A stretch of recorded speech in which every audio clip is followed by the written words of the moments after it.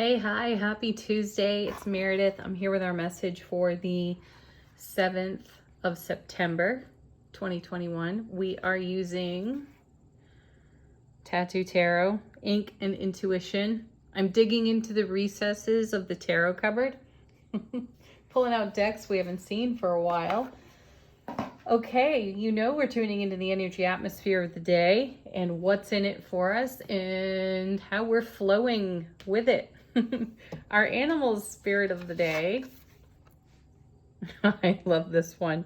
This one and pig spirit off this deck are just adorable. Anyway, rhino spirit. Overcome any obstacles. I like to think about how we would actually do that with rhino spirit. Oh, goodness. Anyway, retro spirit oracle card. We have, the moon. And hey, we are in a new moon phase right now, too. I think the new moon in Virgo. This is our wonderful seed planting time, seed thoughts. What are you thinking? What are you manifesting? Where are you going? What's in heart space? So consider that. Great time to be making your tinctures, too, if you're a tincture maker. And the moon overall usually delivers a message for us. Something out of the unknown, the unseen. It becomes seen and it becomes known. I love that spontaneous intuition that just drops into our awareness. That's the feeling on that card today, which may also give us whatever is required to get over any kind of obstacle that's in front of us at this time. So let's see what the tarot cards have to say. Our first is, well, looky here. There's the 5 of coins and it's in reverse. And this happened recently. I think it might have been in Friday's reading. We had 2 reversed cards and they were both 5s. And it's really rare, just so rare to see reversals in any of my decks. I just tend to keep the cards upright. Though, Anyway, we'll take the message because it's a good one. Moving on from the 5 of coins, that's a card of leaving ourselves out in the cold. It's a card of personal sacrifice, and it is a card of conformity, or it has the potential to be. And all 5s in tarot, as you know, they bring an unstable energy to the atmosphere. And the gift in the instability is the opportunity to make something stable for ourselves.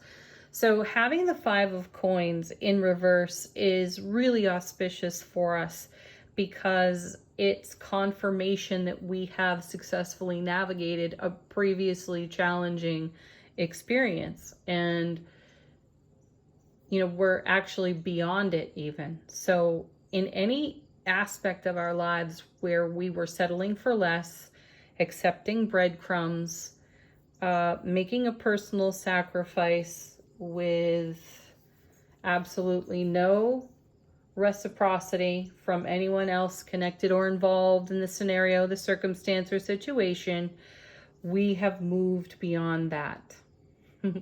I feel like, this is a Hail Mary for the people pleasers. And if you are one, you'll know exactly what that means. To have set a new tone for yourself, recognize the tendency toward people pleasing, and choosing to harmonize that in a way that benefits everyone.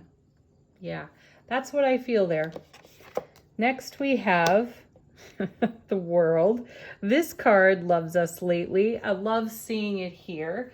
And it's been making a really nice show lately in the cards for us. And I like how it's paired here next to that 5 of coins because overcoming an obstacle, Rhino Spirit, thank you very much, setting a new tone, moving in a new direction, celebrating the horizon we've been staring at really does create a whole new world for us. And in yesterday's reading, I believe we had the 2 of Wands.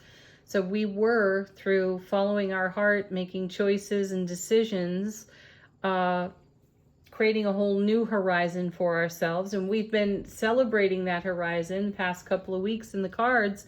We've been staring at it, and then we arrived upon it, and we're moving, grooving, and shaking there too, which is great. So the world is all about the reward of the investment that we have put into our journey to come out of situations like the Five of Coins. Wherever there is an obstacle, wherever there is instability, finding a way to journey through that, through wholeness, love, compassion, unconditional love for ourselves and everyone connected to it. It's the highest and greatest outcome we can make.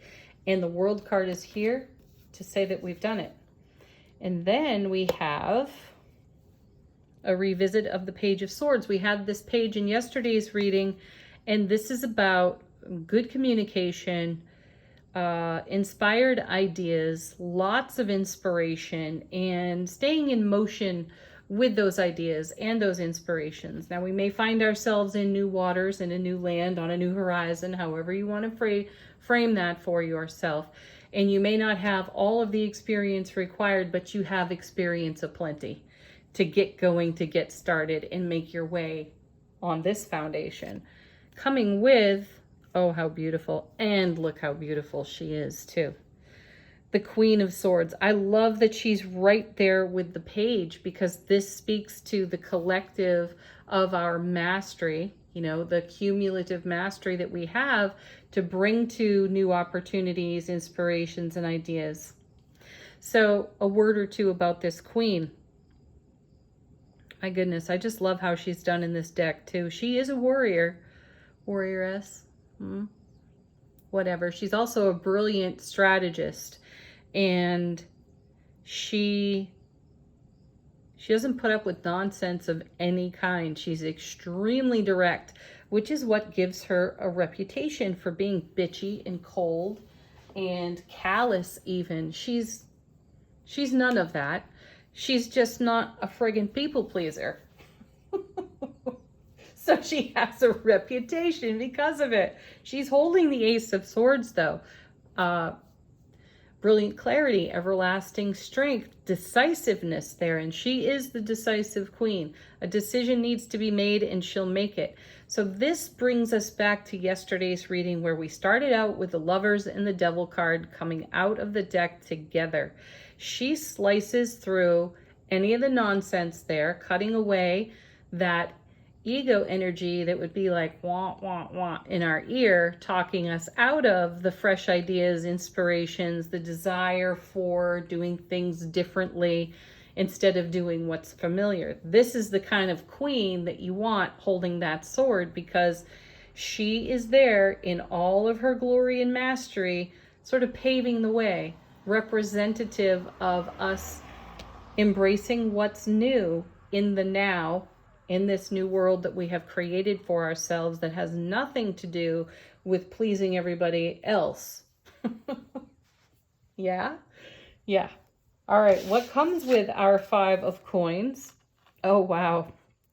Let's just make this point very clear with the Ten of Swords here. This is a card about mastery as well. It's a 10, so it's about fulfillment and completion. And it's about the fallen master. So we went as far as we could in the energy of the Five of Coins until we decided to turn that on its head, because it wasn't working for us. And it gained us, blessed us with a whole lot of life experience, spiritual wisdom, and a very interesting journey, right? So the beauty in the Ten of Swords is that we recognize when change really does need to be made. We've seen plenty of the Temperance card, lots of alchemy within the atmosphere to play with, and we have been doing that, which again brings us back to the world. It puts us on a new foundation with fresh ideas and considerations that we're going for. Not only are we going for it, we're sticking to it. We've got a level of commitment to this new way, this new path. Those old stories off the Devil card that we saw yesterday really have no service to us at this time, except to be a point of contrast that says, remember what it felt like when you listened to everybody else in all the old stories you were handed? Yeah, it created a Five of Coins situation, and we walked away from the Five of Coins situation, and we did so with authority here on these 10 swords. Okay, coming with the world, we have, yeah, there it is. There's the star, wonderful, because the star, as you know, follows the tower. This 10 of swords could look a little bit like a tower right now. And we began to create our life anew. We began to think differently, dream differently, speak differently, vibrate in a whole new frequency for ourselves. And it takes this kind of commitment that you see here in the Queen of Swords to do that, to stick to that choice, that decision, because it's all about living from heart space, living in our happiness. Coming with the page and the queen. Look, 2 10s in the reading. 10 of Cups. That's why we did it. This is one of the happiest cards in tarot for me as a reader. It joins the ranks of the 4 of Wands and the Sun.